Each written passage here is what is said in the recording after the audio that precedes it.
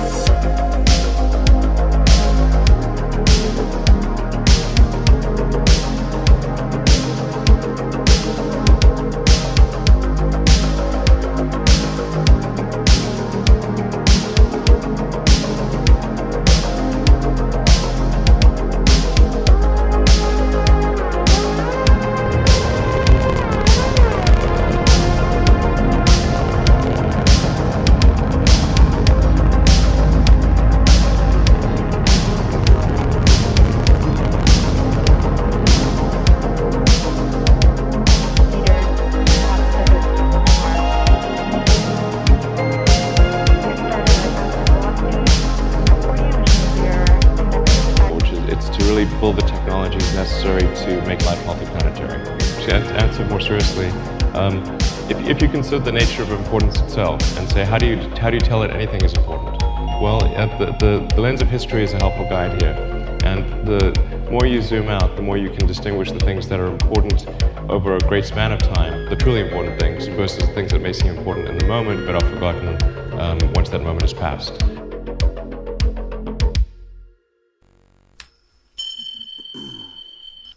What's going on? What's going on, guys? This is your man, Real Deal, Steele, coming to you live on the special Tuesday edition, a rare day show.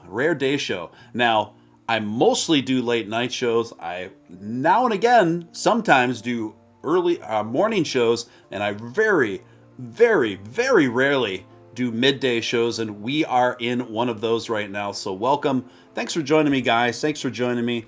And I had to take a few days off for health reasons, but it's good to be back. I'm glad to see you guys joining me this Tuesday. What is going on? Who's active in the chat so far? Who we got here? We got the Prowess. Good day, Prowess 007. We've got RW. We've got Jeff Layfield. We've got Marie. Good day, Marie. Bang Stun Stormer. Jeff Layfield, Mike Tracy, 7-1. Ralph in New York, haven't seen you in a bit. Good to see you back in the mix. Connolly K, good to see you as well. The 7-1, of course. Jimmy D, Althros. Yeah, I am losing a little weight. Thank you for noticing. Yeah, I've been keeping the diet pretty clean and lean. So, yep. It's part of a process. I'll be dropping a lot more lbs here, guys. But Alvin, good to see you in the mix. Jimmy D says, man, those Starship landing videos still give me chills to Mars and beyond. Yeah, isn't that just extraordinary technology that SpaceX was able to harness and fully realize and develop? It almost looks like it's playing backwards. It's just so surreal and brilliant to watch rockets actually landing, you know, and in the very spaces and launching pads they took off from. It's just absolutely wild to see them fall out of the sky and then seeing the jet engines pop on and just seeing them brilliantly land in that fashion. It's just incredible. It's just incredible, guys. Great to see you guys. I'm still under, you know, I'm still not feeling the best, but I'm definitely better than I was a few days ago, so I will take it. It is a process, folks, and I don't like to stay away too long.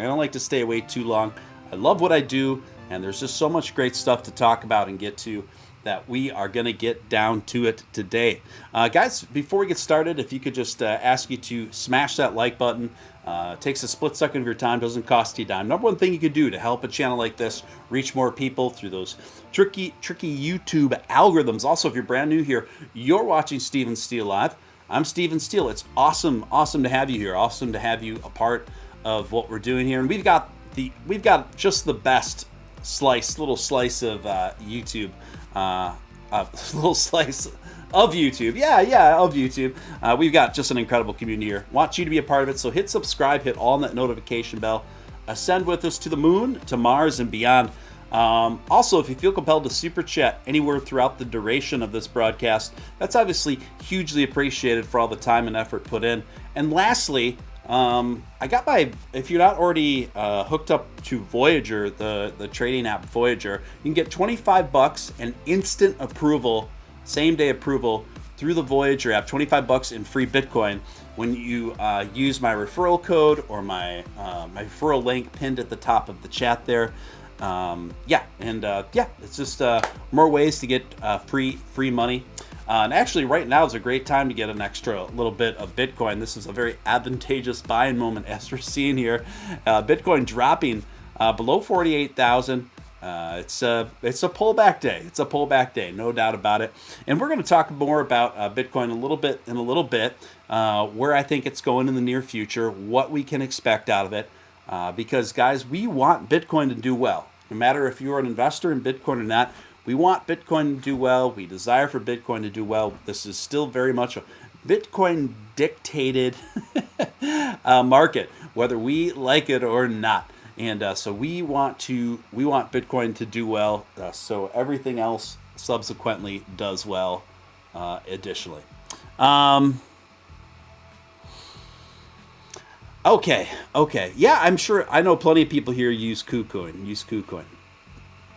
I don't know how many of you are signed up with the It's All Risky newsletter, but in my opinion, It's All Risky is a very, very talented writer, and probably the best you're going to come across in terms of Dogecoin related news, Dogecoin related writings. And I was going over the new newsletter today, and the title of this week's newsletter is "Why Dogecoin is a People's Crypto," and he goes on to cover Jack Dorsey first declaring to Cardi B that he does think that Bitcoin is going to replace the dollar, which is a pretty bold claim, but a bullish one nevertheless.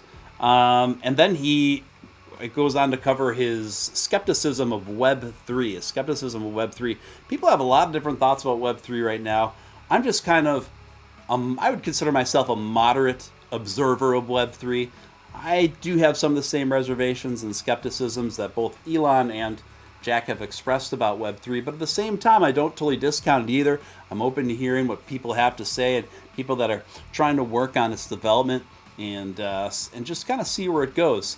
Web3, it pretty much refers to a new version of the internet that's run on blockchains and gives privacy to the users and finds ways of more fair compensation for its creators, okay? As It's All Risky writes in his newsletter, Jack has identified a concerning trend of Web3 enterprises mirroring the corporate structure of Web2, with a few powerful institutions harvesting more of the value created. The discussion intensified last week when Jack retweeted a meme depicting Silicon Valley VCs profiting off of Web3's while small investors were left out. So Jack's main concern, which is a valid one, is that Web3 doesn't get centralized among the hands of a few big tech giants, which is very ironic, right? But I do think that Jack has genuine concerns and legitimate concerns there. He just doesn't want to see it co-opted, right? Co-opted by a few powers that be, and the everyday person is left out from maximizing the benefits from it. Like it's trying to trend towards, right? So that's interesting to see.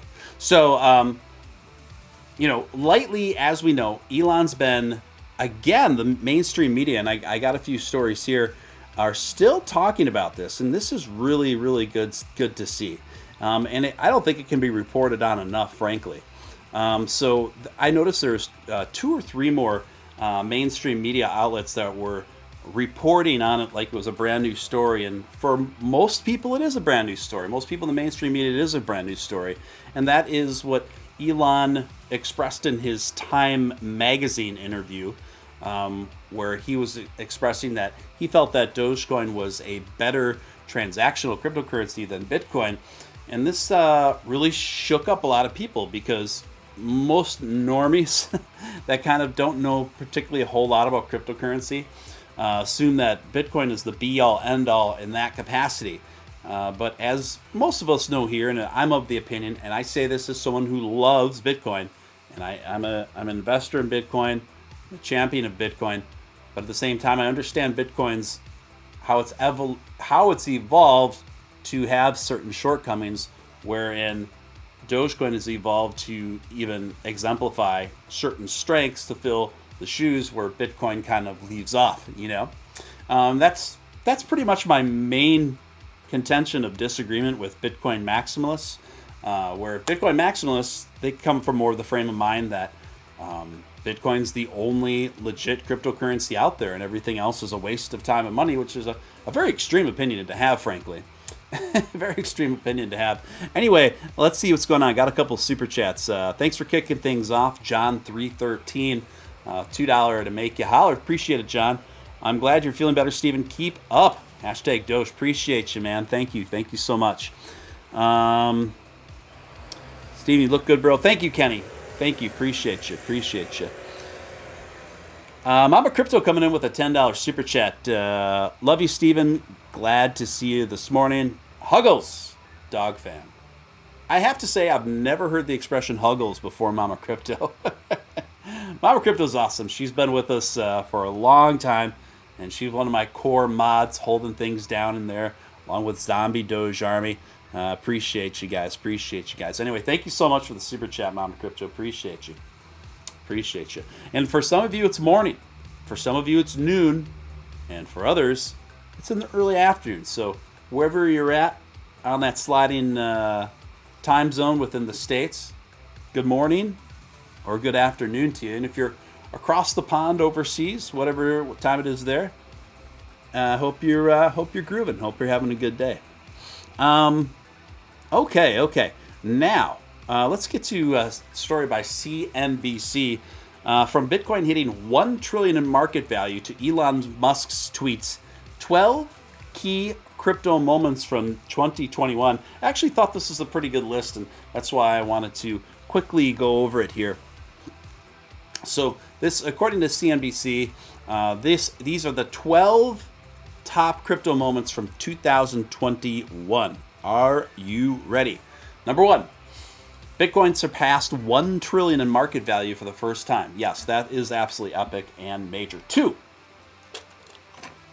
interest in NFTs exploded after Beeple's 69 million sale. Yes, we did. We saw massive, gargantuan amounts of money going in and out of the NFT market, and things really kind of pulled back from there, I would say, over the last couple months, and we're kind of waiting to see. No one really quite knows, but I did warn even back then, as you recall, every time I talked about the NFT market months and months ago. I always cautioned that I felt that we were in an apex of a bubble, but that once that bubble popped, that NFTs were still here to stay, but that there's going to be a window there, right, where we're going to see this huge money, these huge profits going on to the degree that they were. That just wasn't sustainable, guys. So I think we're kind of seeing what we're seeing in the aftermath is the sobered up NFT market. And it's still there. It's still vibrant. It's still doing things. But I do think we reached kind of an apex for the amount of money changing hands there. But I do think NFTs are here to stay. Don't get it twisted. But number 3, Elon Musk contributed to Dogecoin's record high. Yes. How could we forget? And they're talking about its apex at all-time high of about 73 cents. But its price quickly retreated from that peak, as we are all very familiar with here. Number 4. El Salvador adopted Bitcoin as legal tender. Yes, that is absolutely epic news for cryptocurrency. Number 5, Ethereum launched 1559 and prepared for the merge of ETH2. In August, a major upgrade to Ethereum went live. The upgrade, called the London Fork, included Ethereum Improvement Protocol. By the way, that's whenever you hear EIP 1559, that term thrown around with Ethereum, that's what EIP stands for, Ethereum Improvement Proposal, which changed the way the transaction fees and gas fees are estimated. It also started with the reduction of Ether supply, so there was a Ether burn there as well. Number 6, over 600 million was initially stolen in a record DeFi hack. I remember covering that. That was on the Poly Network. Number 7, China banned cryptocurrency again. And certainly Nick and I talked a lot about that over this year, didn't we?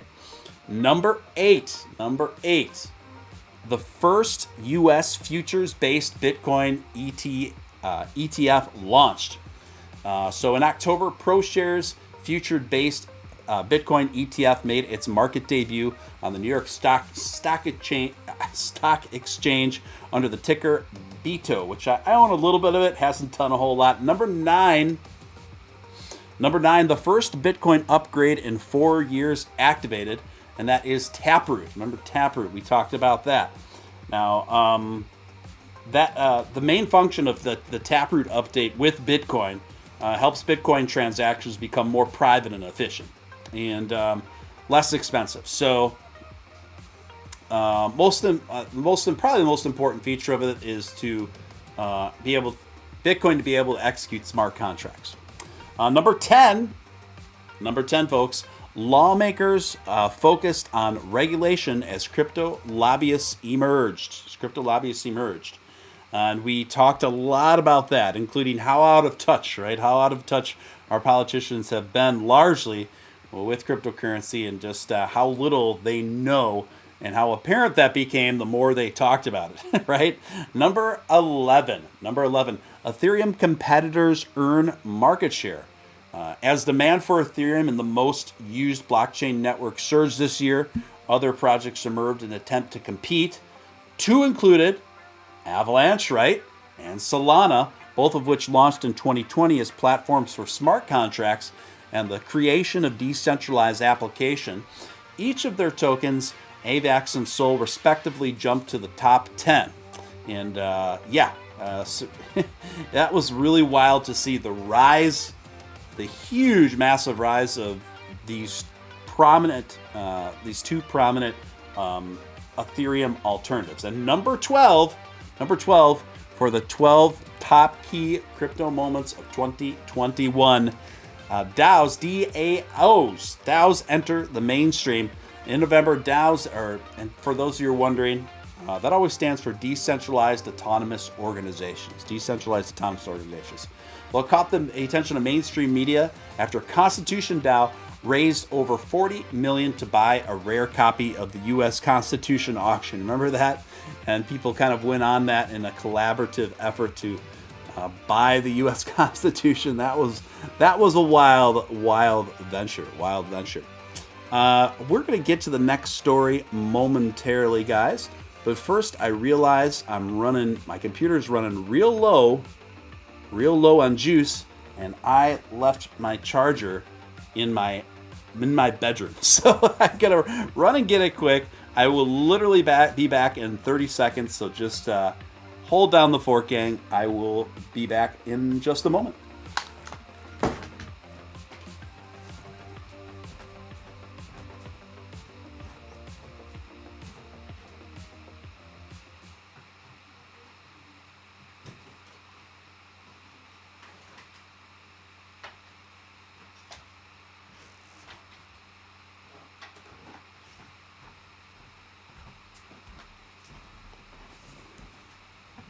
All right, guys, I'm back. Just getting the charger sorted here. All right. Alrighty then. Now, let's see. Where were we, gang? Where were we? Straighten the old brim there. Okay, next story here. Dogecoin's co-creator, that's Billy, of course, right, now owns just 40,000 of the coin, and he says he has nothing to do with it anymore, which Billy has been very vocal about lately. Billy Markus, co-creator of Dogecoin, revealed he owns about 220,000 of the token. His holdings translate to about 40K based on Tuesday's price. In June, Markus broke his vow of never owning any crypto by buying Dogecoin. Dogecoin co-creator Billy Markus revealed he owns around 220,000 of the cryptocurrency, which translates to about 40K. He also reiterated that he has nothing to do with the coin anymore, despite constantly tweeting about it. Yet another reminder, I do not speak for Dogecoin, Markus tweeted to his nearly 1 million followers on Sunday. I cannot believe that Billy's up to almost 1 million followers. Isn't that wild? It was just yesterday to me that I remember when he was around about 300,000. So he's just amassed very, very, very quickly. And I think a lot of it probably has to do with his friendship with Elon, if I had to speculate. Let's see. I'm not on the project. I'm not on the project. I am a community member. I hold about 220K Doge. And so this is the first time that Billy's ever just straight out told people how many Dogecoin he owns. So that definitely has been making the news rounds. Because that's just something I think people are always kind of curious about. So it's been revealed. It's the secret was revealed. Now, guys, let's see what's going on in the chat. Make sure I'm caught up with what you guys are talking about.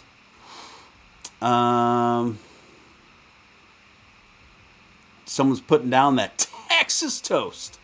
I love it. Now, you guys, something we have to talk about. Something big. What is it, folks? What is it? Well, we've got to talk about the 2022 Dogecoin roadmap. This is massive. This is honestly the first time Dogecoin in any official way has rolled out an annual roadmap of objectives.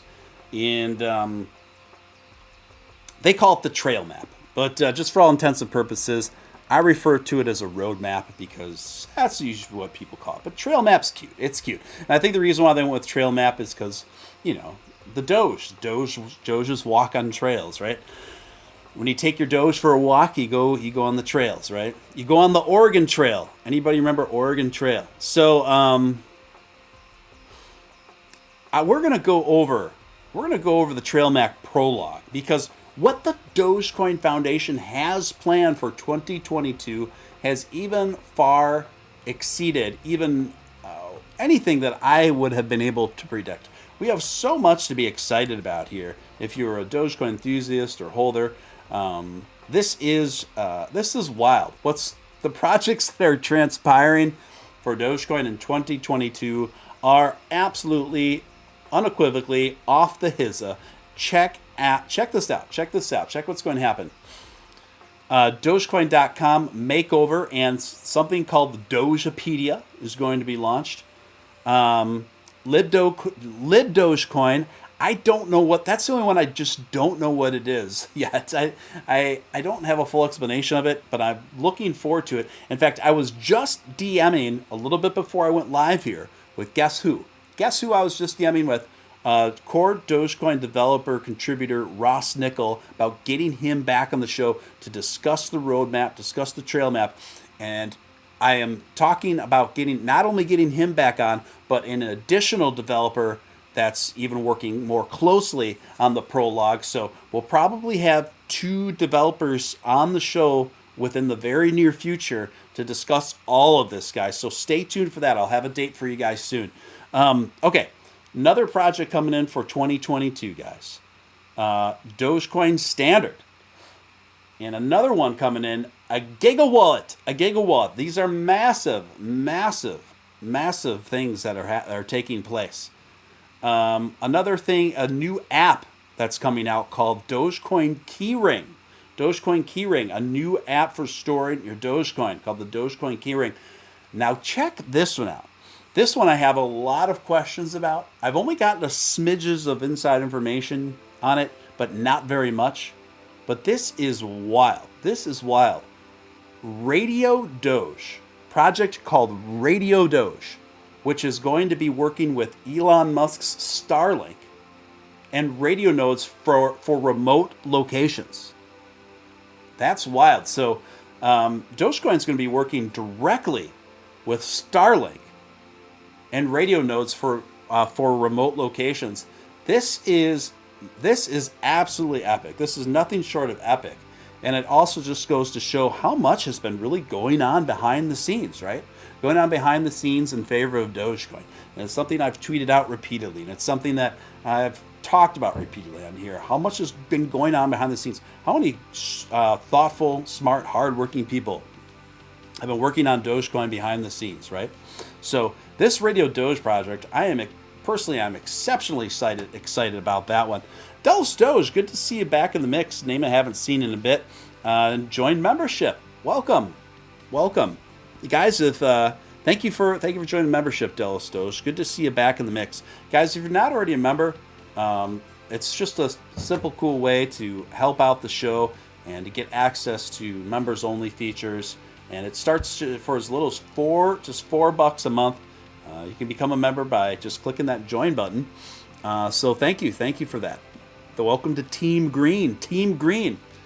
Now, another project, community staking through POS, which is proof of stake.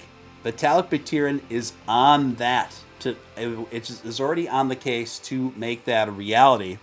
And then there's also a partnership coming in 2022, Point of Sale, which is an L2 app. Now, I'm just going to read a bit directly from the Dogecoin Foundation's press release related to this. Okay, because this is just epic. This is absolutely epic.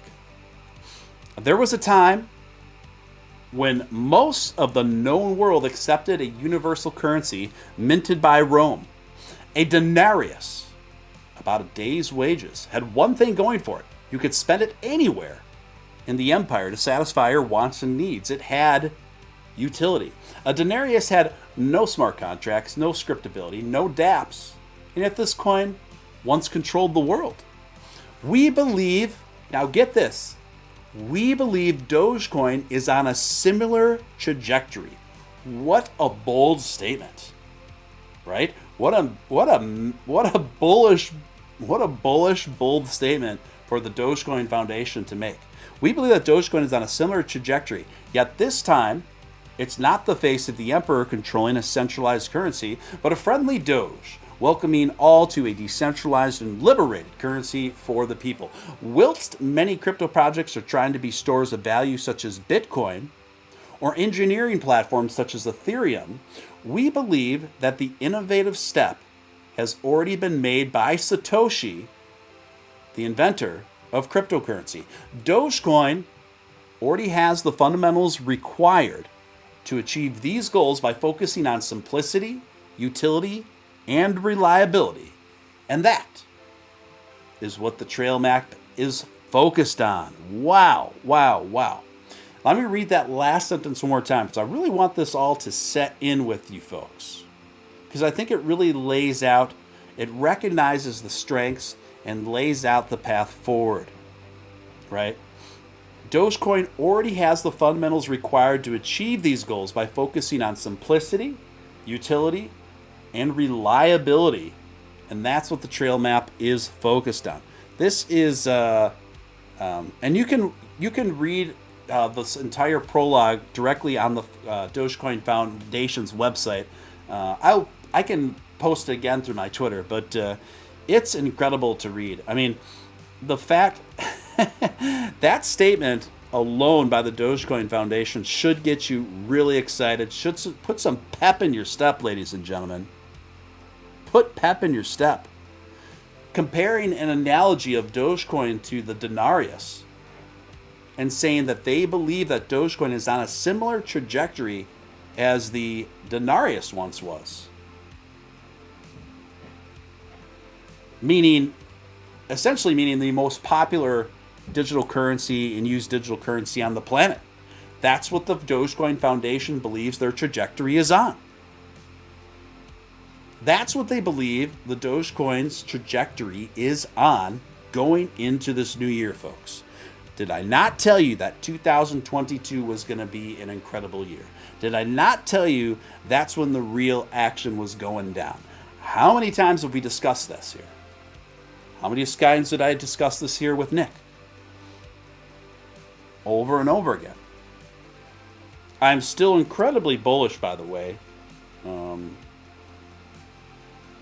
the crypto market in the first quarter of 2022, particularly the second half of the first quarter, which I've maintained for months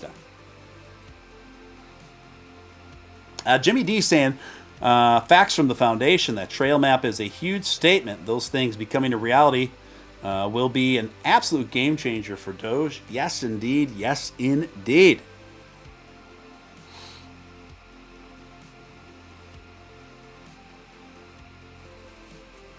Someone says, crypto's tanking. It's tanking due to taxes. Well, what else is new? I don't care. I'm not sweating it. You know, you got to have I have to talk about this a lot, but you have to have a strong sense of purpose and resolve and patience to really see nice gains most of the time as an investor. Think of it this way. I was actually talking to a guy yesterday who's made a lot of money on particularly ADA Cardano because he bought some in 2018, which wasn't that long ago. Okay, about a little less than 4 years ago he said he bought it, and he's made a lot of money. Most people that are engaged in the crypto market now as investors got into crypto 1 year or less ago. There's data right now that shows that most investors in cryptocurrency have been involved as investors about a year or less ago. Now, what have I always told you guys? What have I always told you guys? You can give yourself the highest probability of success in this game by simply picking solid high utility projects with strong communities and development behind it. Strong active development behind it, and strong active communities. And just let it ride.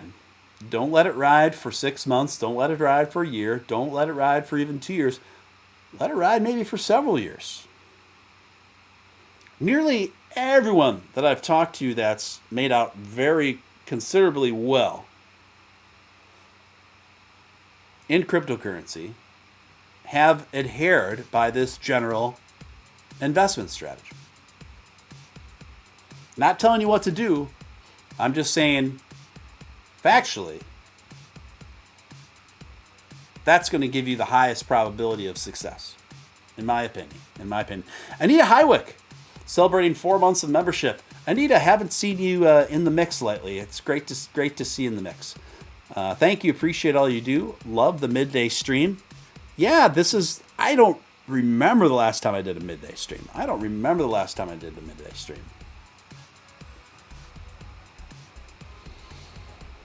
Not saying that you can't make money shorting things and doing a lot of buying and selling at strategic times. People do it, but it's much harder to really make decent money that way. It's much harder to really make solid gains that way. In fact, the overwhelming majority of people who trade in that fashion end up losing or breaking even. It's just the facts. So do you think BTT is a good project worth hanging on to? Oof. You know, I used to be pretty bullish on BTT. I kind of soured on it. If I'm not mistaken, that's a Justin Sun project, who also does Tron. I kind of lost faith in the leadership of Justin Sun long term as it relates to crypto. That's just me. So BTT, and I could be wrong. It could end up doing really well, but I'm just not that bullish on BTT or Tron anymore. Esteban, back in November, I was at 1 year of holding. Nice. Nick Balls is in the chat, says, I'm sweating to the oldies right now. Nick coming to us live from cardio at the gym. Good to see you in the mix, Nick. Hopefully we can keep you pumped up on that cardio machine as I do my thing over here. Now, let me read one more paragraph from the Dogecoin Foundation's prologue, because I think this is very, very exciting stuff for 2022, guys. Very exciting stuff. For the last 8 years, Dogecoin has closely tracked the aging Bitcoin desktop wallet, heroically maintained by the Dogecoin core dev team. A decade ago, when crypto was in its infancy, this was a solid decision, but times change, and what was once useful at the foundation of crypto has lagged behind. In a world where most people transact on their phones and integration with online retailers is paramount, the Foundation Trail Map provides a path forward to both secure Dogecoin through network diversification, paving the way for faster and newer nodes, and consolidating what Dogecoin is through a written, provable Dogecoin standard with comprehensive testing. Furthermore,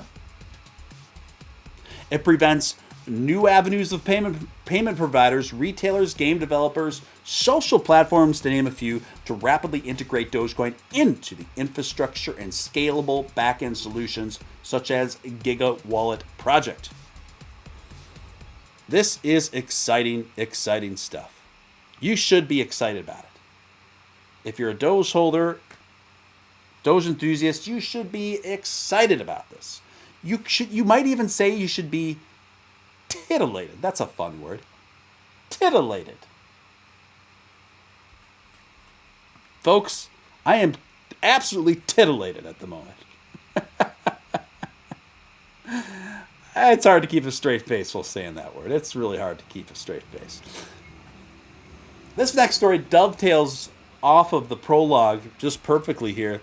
This is a story through Yahoo Finance. Dogecoin Foundation teams up with Ethereum's Vitalik Buterin for community staking. Yes. The Dogecoin Foundation is working directly with Vitalik Buterin, the founder of Ethereum, on developing a proposal for a community staking version of proof of stake, according to a release.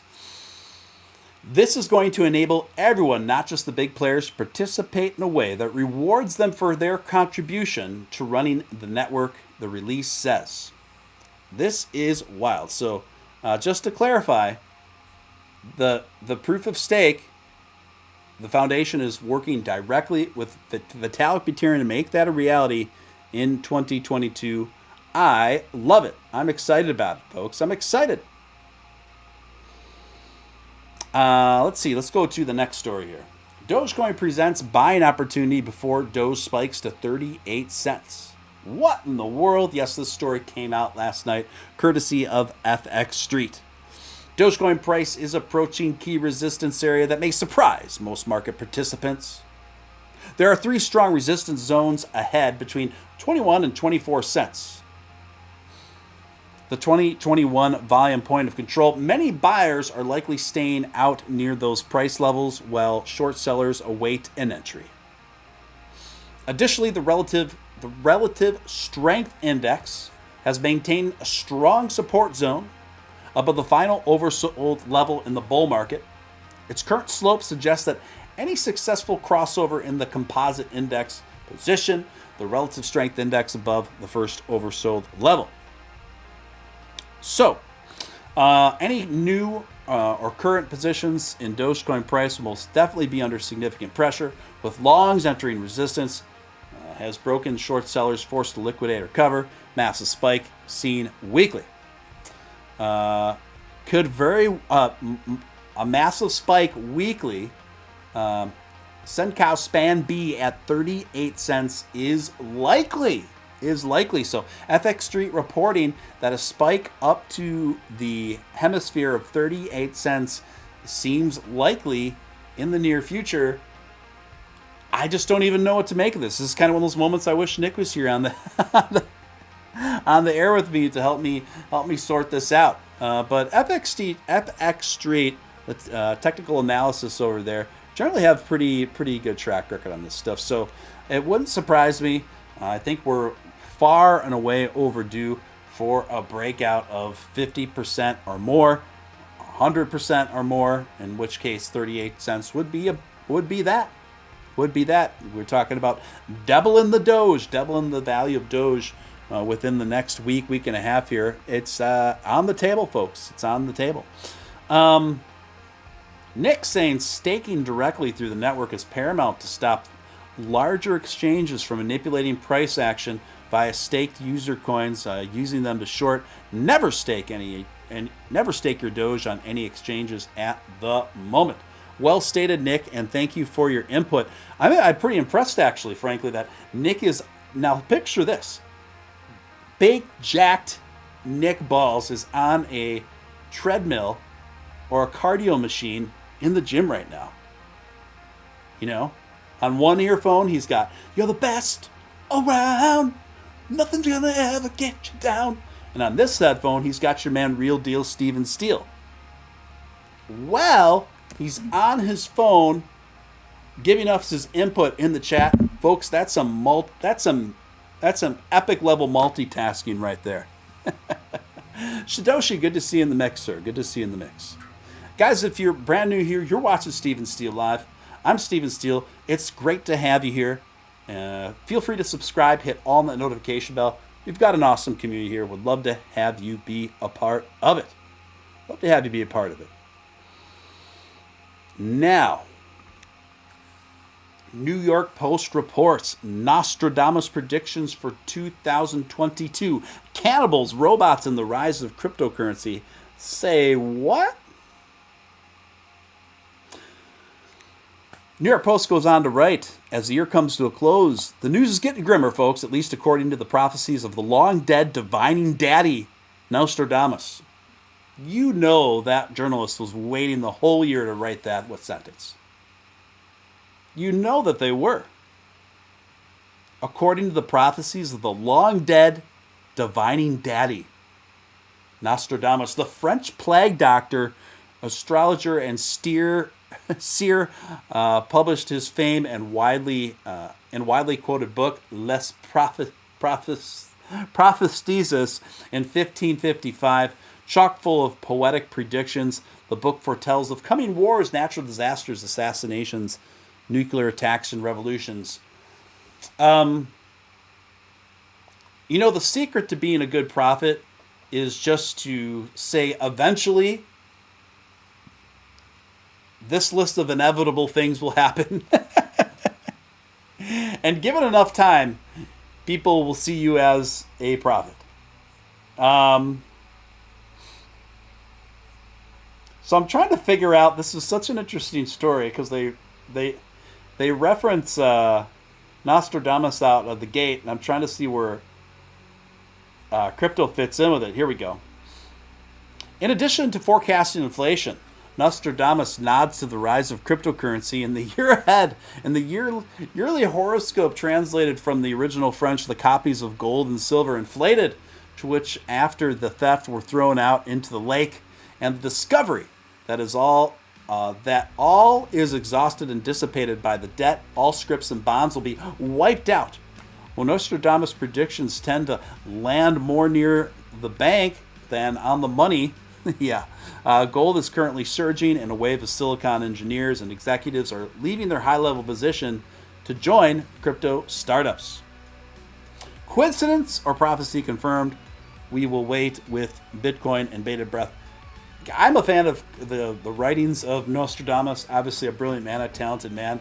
But as far as actually basing and trying to find yearly prophetic reports from the man, I think it's kind of a dumb thing to do personally. I think his writings were just brilliant and just ambiguous enough where people will constantly and keep being able to have give plausible credit to him, right? Plausible credit to him, no matter what's going on in the world. Let's see what's going on in the chat. Prowl says she got, I can't read that on the air, but too much and drank. Wow, the devil. Prowess, it's still in the middle of the day. You're going hard. You're going hard.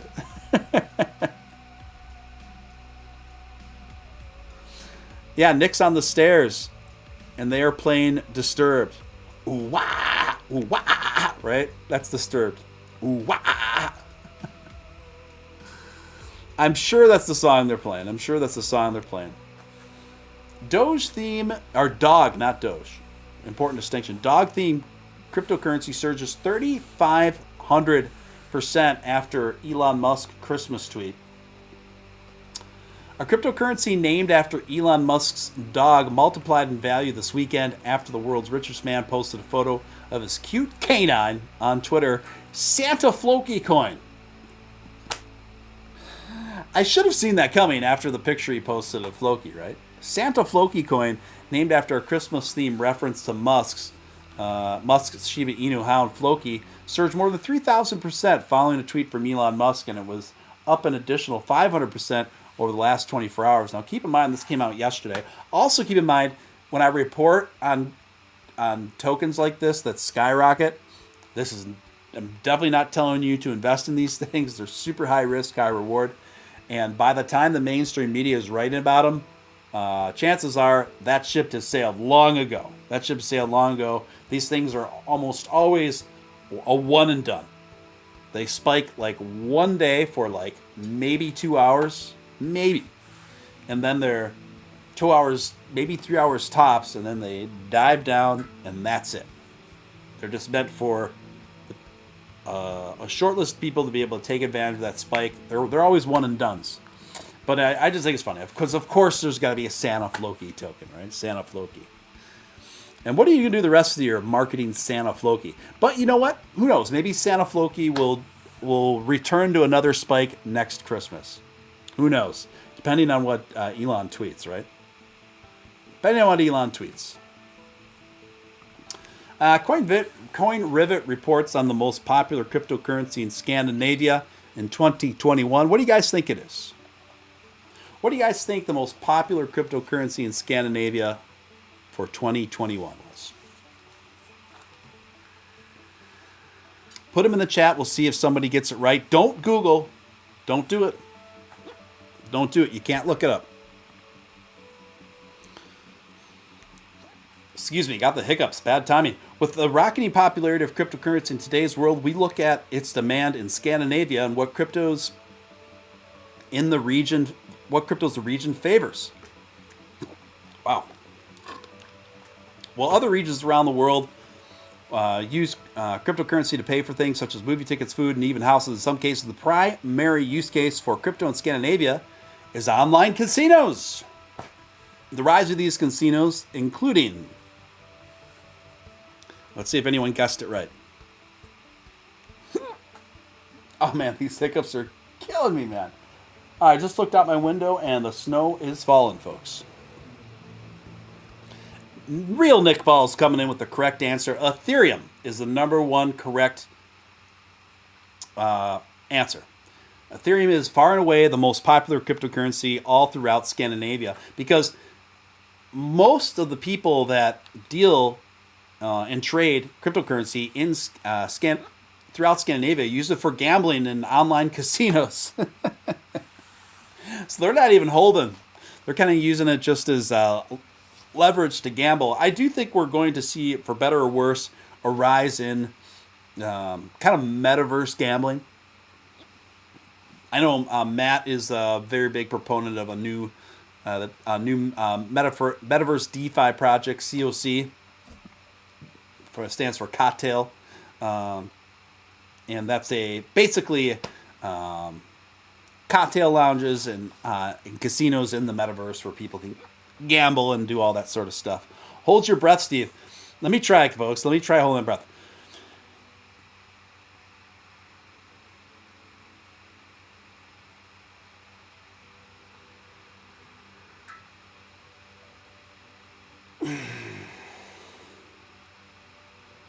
Okay, we'll see if that does it. It didn't work. Darn it. I'm just gonna plow through it, guys. I'm just gonna plow through it.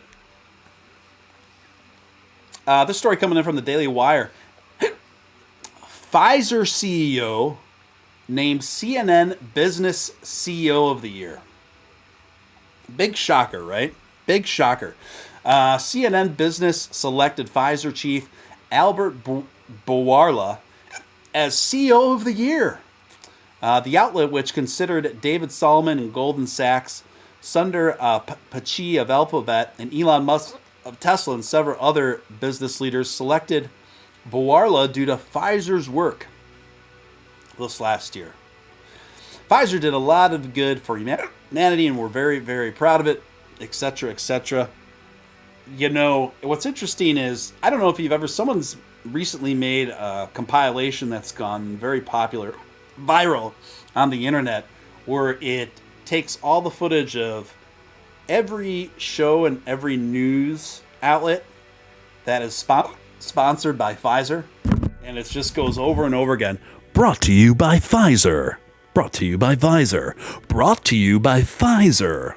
Brought to you by Pfizer. Brought to you by Pfizer. And it goes on and on and on and on.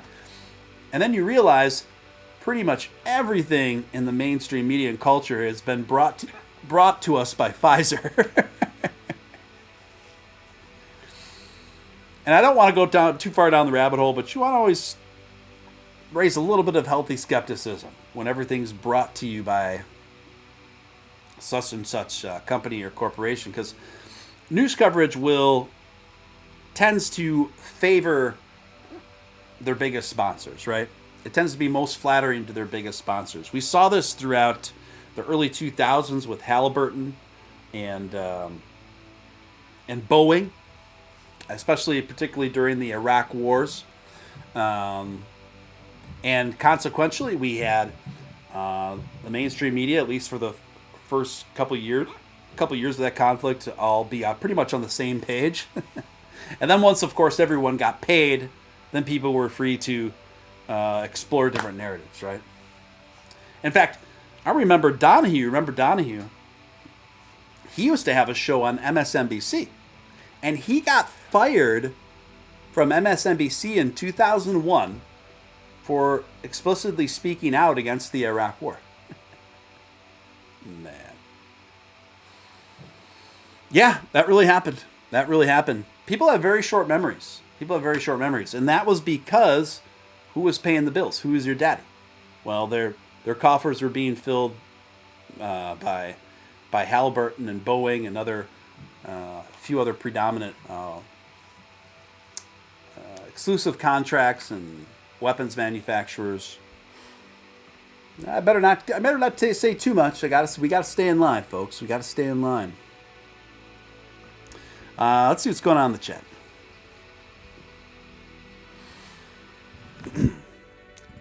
Steven Steele Live is brought to you by Pfizer. This is kind of a funny story, guys. Someone is selling NFTs of Olive Garden locations, and they do not own them. Because 2021 couldn't get much dumber. This comes courtesy of The Bite, by the way. Someone has been minting Olive Garden NFTs, and even though they admittedly don't have any affiliation with any brick and mortar Olive Gardens, taking the generalized meme surrounding fast casual Italian chain to the next level, the person or people behind these NFT Olive Gardens admit on their site that for now purchasing one of the NFTs or becoming a franchisee, per the site's lexicon, grants owners no rights or privileges in the meat space Olive Gardens. I like that they refer to it as the meat space. In a list that blurs the line between satire and seriousness, however, the anonymous creator or creators known as Mossy, of course they're anonymous, on this ridiculous project, list off the ways they plan to eventually merge non-fungible Olive Garden metaverse with the real world. Oh boy, yes, I cannot wait to hang out with my Oculus strapped around my face for 5 hours and hang out at the non-fungible Olive Garden metaverse and eat virtual bottomless breadsticks. Actually, that's probably the best thing about that. Would be the best thing about that, because, processed bread, that only puts the weight on. If you can do it in fantasy and eat bottomless breadsticks without any repercussions, yeah, okay, maybe it does have a utility.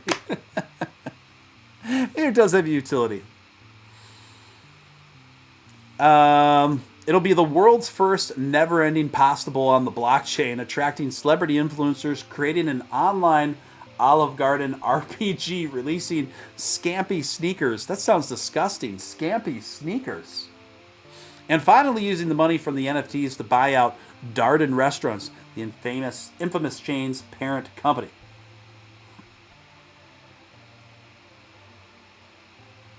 Whether it's, let me see.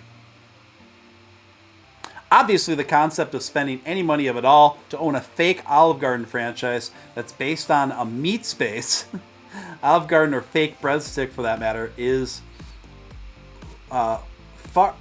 I don't even know if I know how to pronounce this word. Farcical. But then again, people pay millions for NFTs of pixel art headshots, bored apes, and pissed off looking lions. So who are we to judge? Who knows, guys? Who knows the future? What lies in the future of the Olive Garden meat space metaverse? I have to say, my favorite thing at the Olive Garden is just the which one is the soup where it's like it's got spinach in it, it's got ground beef, and it's got maybe it's the pasta visual. Maybe it's the pasta visual. I haven't been to Olive Garden in quite some time. They've been around forever, though, man. Olive Garden's been around a long, long time. Jimmy, I hear you, man. It says, imagine a world where the healthcare industry is motivated by making healthy people and not corporate profits. Yes, indeed. Yes, indeed. You know, just reading, I'm gonna hold back. I'm gonna hold back. Okay, so check out this next story. This next story is absolutely hilarious. NASA paid priests to figure out how to deal with aliens. Aliens. Remember that guy?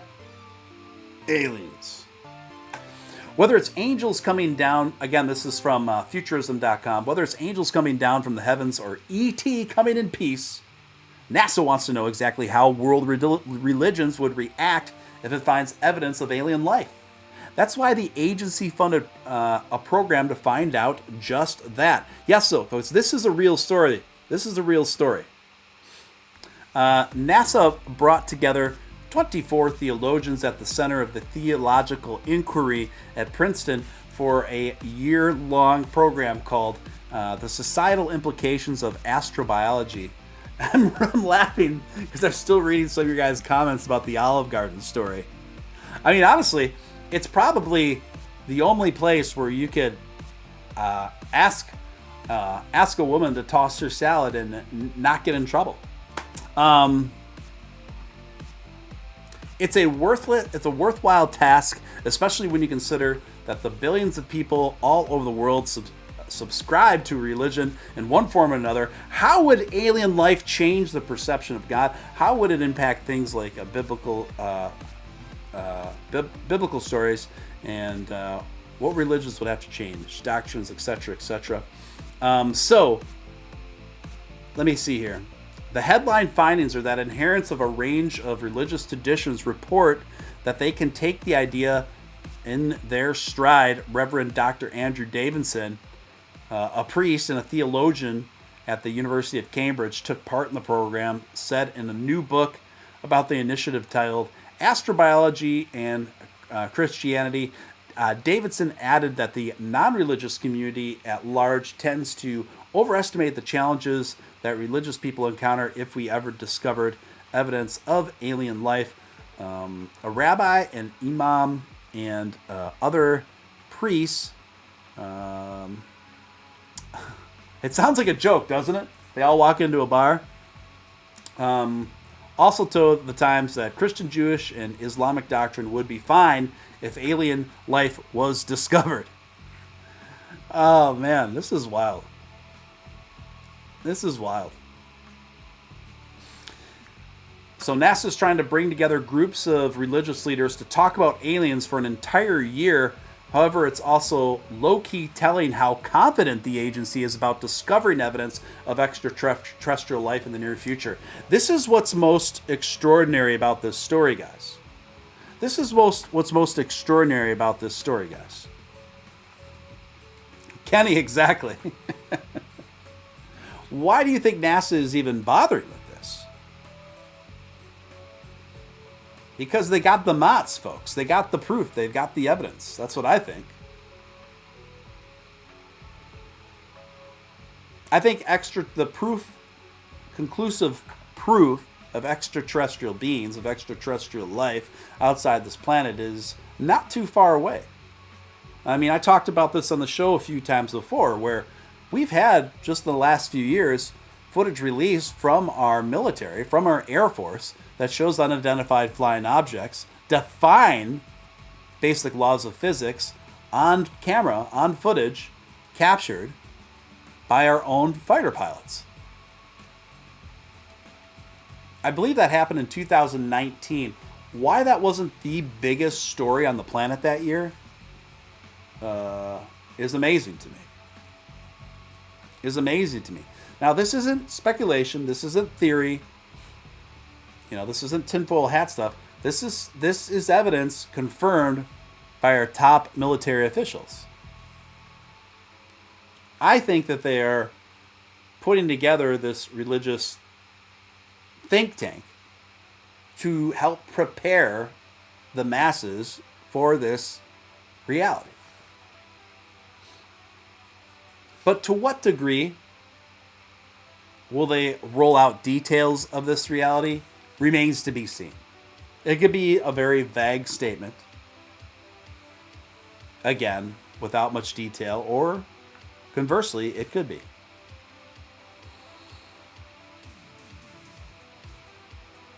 Prowess is still very skeptical of the ETs.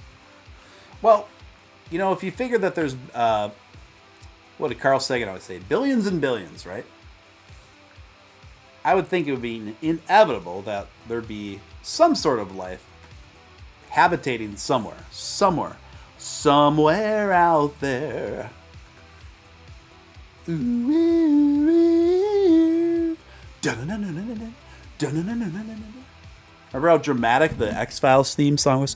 Dun-dun-dun-dun-dun-dun. That's all I can think of right now is the X-Files theme song. I remember somebody made like a DJ made like a kind of like a club dance hit out of kind of like putting a house beat underneath that. I remember hearing that back in the day.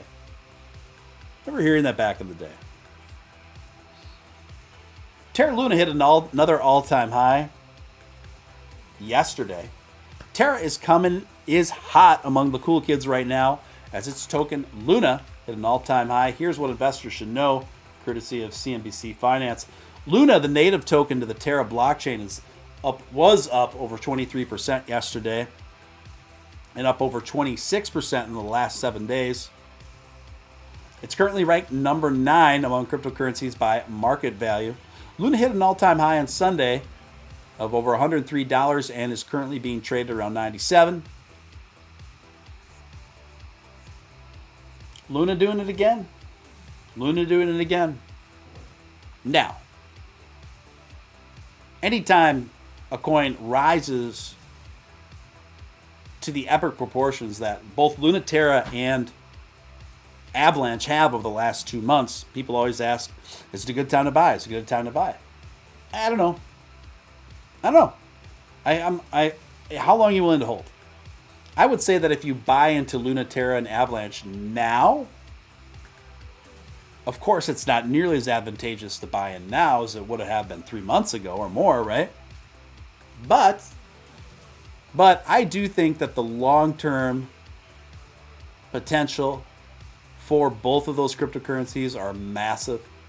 It's just going to take patience. I mean, a couple years patience if you want to see the sweet, tasty gains.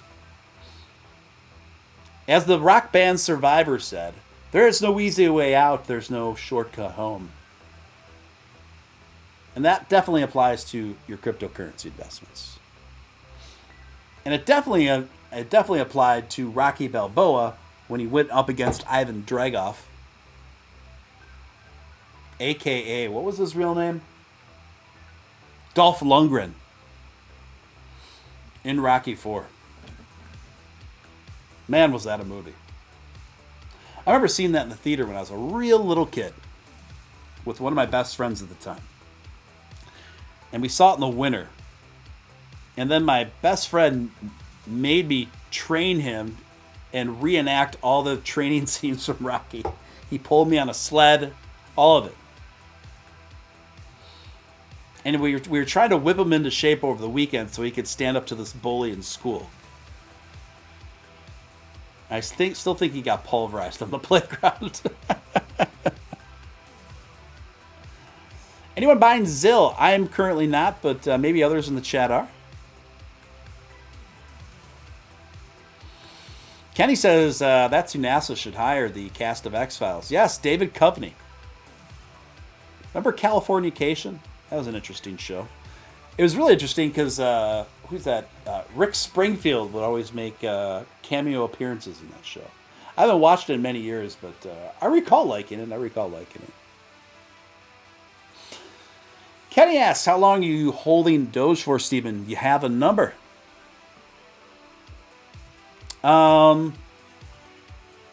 Doge for me is a minimum. Now, once Doge gets to $1, I'm selling about around 20%,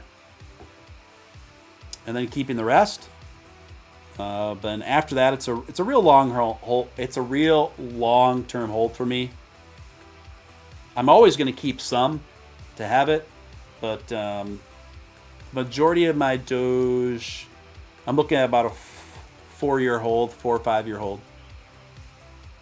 That's just me. Yeah, Californication was a pretty amusing show. Hank, that's the main character's name, right? That was the main character's name. Yes, indeed. Yes, indeed. So, going forward, what can we expect for Bitcoin? Bitcoin right now, everything's pretty pulled back today. Everything's pretty pulled back today. I would submit to you that I'm not sweating it either way, but that I do strongly feel that the second half of the first quarter of 2022 is going to be a doozy. Top down. I think a very high probability of that. And it definitely could start earlier than that. I mean, we didn't even talk about the Doge 1 space exploration mission that's happening in February, March. Definitely going to have the CEO of the Geometric Energy Corporation back on the show to discuss that as well.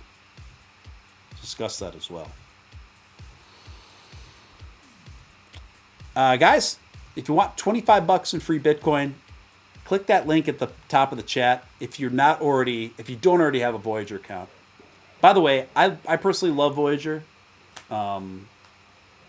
It's super fast. It's very intuitive. It's super user-friendly, particularly if you're used to something as user-friendly and interface as friendly as Robinhood. I think Voyager is another great alternative to that. So yeah, there's always a waiting list with Voyager, but with my partnership link and my partnership code, you'll get same-day approval and 25 bucks in free Bitcoin when you first start trading on there. And I've been noticing more people take advantage of that. Yeah, it's a good time. And you don't have to keep it in Bitcoin. You could take that 25 bucks and switch it over to whatever crypto on the platform you want. But this is a buying market, folks. This is a buying market. This is some nice dipping we got going here, right? Remember Dippin' Dots?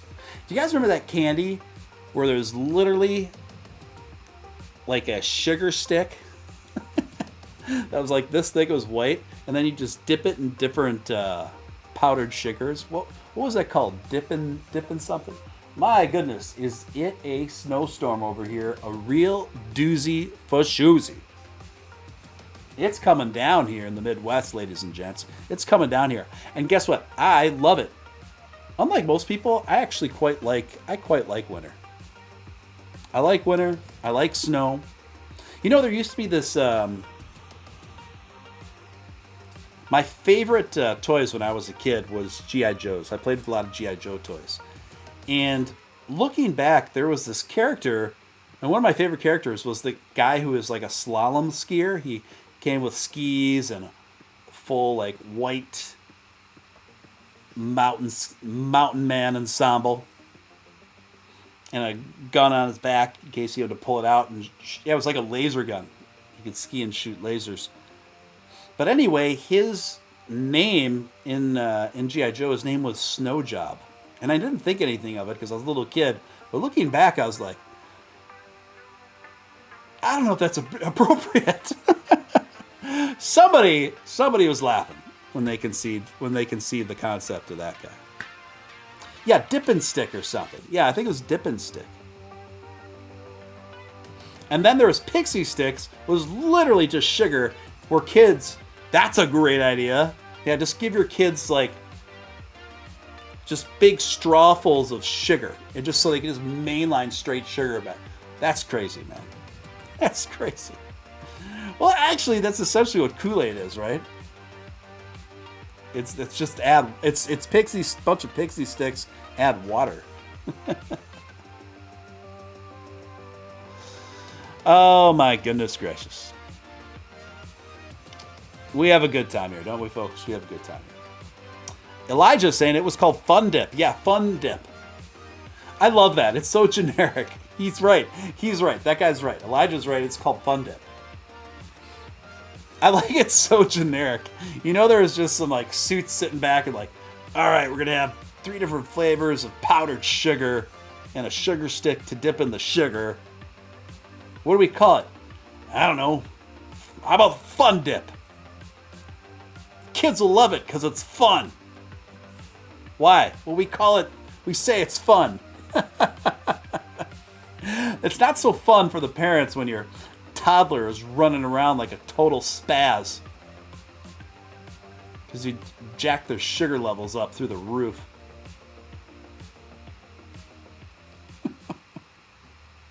I always get a kick out of that when I see parents like, my kid's out of control. Well, what do you feed them? Capri Sun and candy and like jelly on toast. Okay. Think that has something to do with it?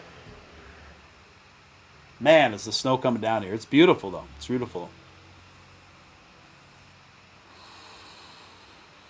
All right. All right, my Swedish soldiers. Thank you for tuning in. I'm kind of at the bottom of my news cycle on this one. But I might do a show tonight. I'm not sure yet. But for those of you who don't follow me on Twitter, make sure you follow me on Twitter. All those links are in the description of all my videos. So make sure you follow me on Twitter if you don't already, because I'm very active over there. And I've been doing Twitter Spaces too. So I've been doing Twitter Spaces additionally to the show. But I want to thank all of you guys for tuning in. I hope you got something out of it. I hope you had fun. I know what I did. If you're not already subscribed, make it happen, Captain. Make it happen. I appreciate each and every one of you guys. Thanks for tuning in. Thanks for tuning in. I might see you tonight. So that's important. Keep your notifications set on all so you never miss a stream. Never miss a stream if you don't want to. Again, folks, appreciate each and every one of you. Until next time, this is your man, Real Deal, Steven Steele. Sign out.